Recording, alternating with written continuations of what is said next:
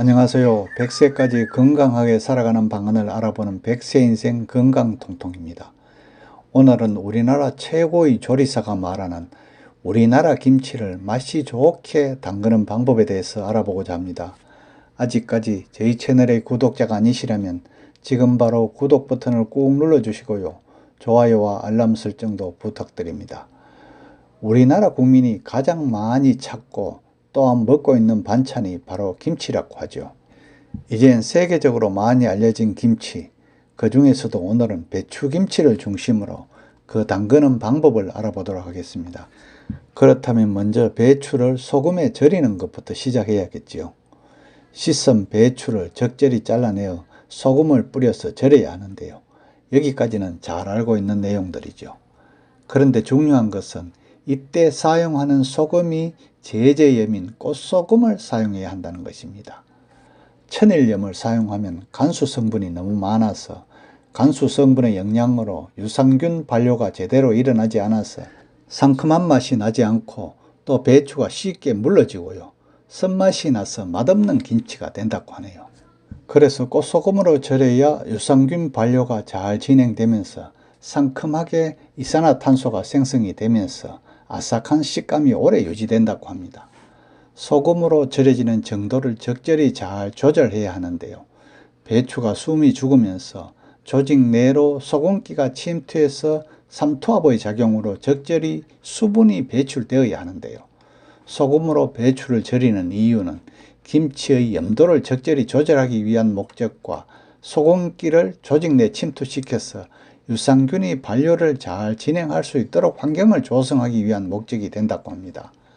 배추가 잘 절여지면 염도가 낮아지면서 잡균이 번식하여 부패가 진행되겠죠. 염도가 적절히 짜게 되어야 잡균이 사멸해버리고 염도에 강한 유산균만 남아서 발효를 진행하게 된답니다. 너무 짜게 절여지면 수분 배출이 지나치게 많아지면서 김치가 질겨지고 물러지게 되는데요. 대략 염도를 1.6에서 2.1 정도로 잡는데요. 이것은 기호와 보관 환경에 따라 다르기 때문에 적절히 시중 식당에서 맛보는 김치의 염도 정도를 맞추면 된다고 합니다. 그리고 배추를 절이는 이유가 또 있는데요.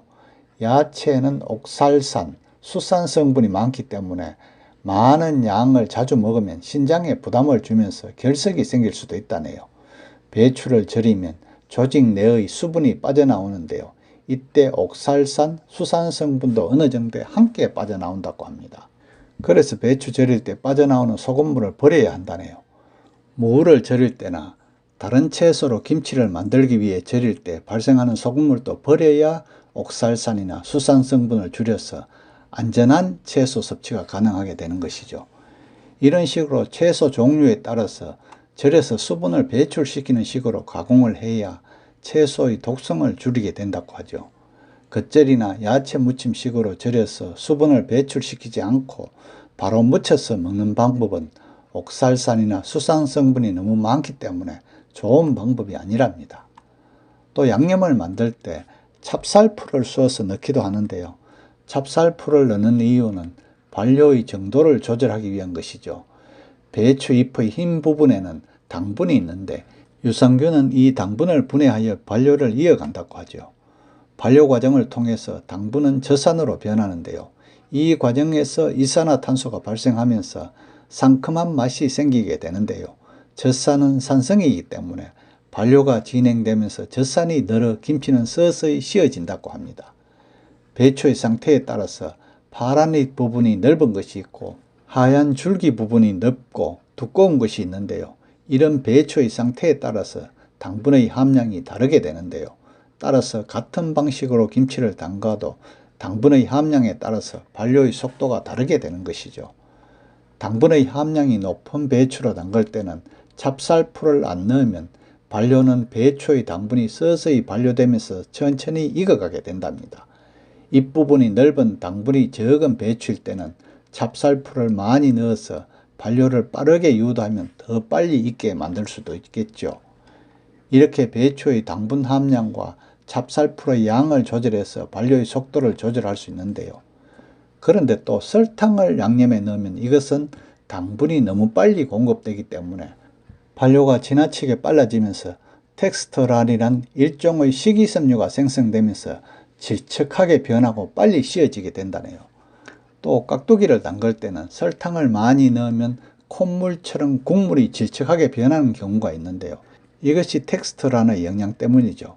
그래서 설탕은 되도록 사용하지 않고 찹쌀풀을 사용해서 발효 속도를 적절히 조절하는 것이 좋다네요.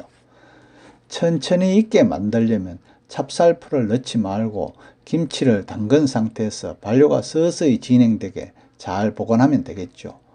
또 새우젓을 넣는 경우가 있는데요. 김치 맛을 시원하게 만드는 효과도 있고요. 새우의 영양이 추가되는 장점도 있지만 새우의 칼슘 성분이 적산을 중화시켜서 김치가 씌어지는 것을 늦추는 효과도 있다네요.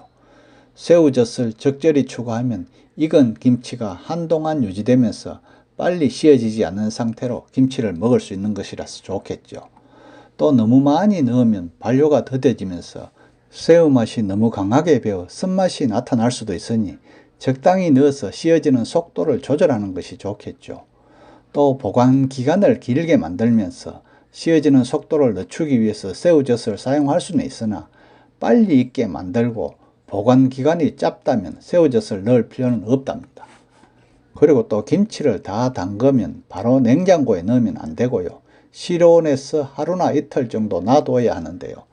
김치를 담가 보관 용기에 넣을 때 발효로 부풀어 오를 것을 예상하여 여유 공간을 남겨둬야 하는데요. 이 공간에는 산소가 포함되어 있어서 작균이 산소를 이용하면서 부패가 일어날 가능성이 있다네요. 실온에 두면 유산균이 빠르게 발효를 진행하면서 이산화탄소를 발생시켜 산소를 밀어내게 되는데 그러면 용기 안에는 이산화탄소가 차게 되죠. 이때 냉장고에 보관을 하게 되면 산소로 인한 부패를 막을 수 있게 됩니다. 김치를 꺼내고 난 뒤에는 김치를 꾹꾹 잘 눌러서 공기를 빼줘야 부패가 발생하지 않고 발효가 잘 진행이 된다네요. 유산균은 공기가 없는 환경에서 발효가 잘 되기 때문에 공기를 빼주는 것이랍니다. 오늘은 우리가 김장을 담글 때 소금에 절이는 법, 찹쌀풀 쓰는 이유, 설탕을 넣으면 안 되는 이유와 새우젓을 넣는 이유 등 대한민국의 건강식품인 김장에 대해서 알아보았는데요. 끝까지 시청해 주셔서 감사하고요. 구독 꼭 부탁드립니다.